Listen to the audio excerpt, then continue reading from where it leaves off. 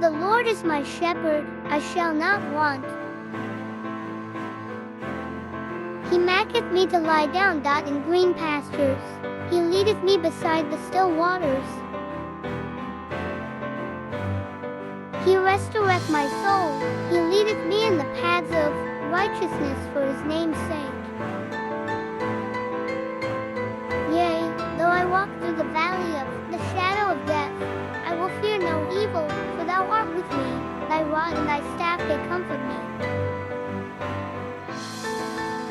Thou preparest a table before me in the presence of mine enemies. Thou anointest my head with oil, my cup runneth over.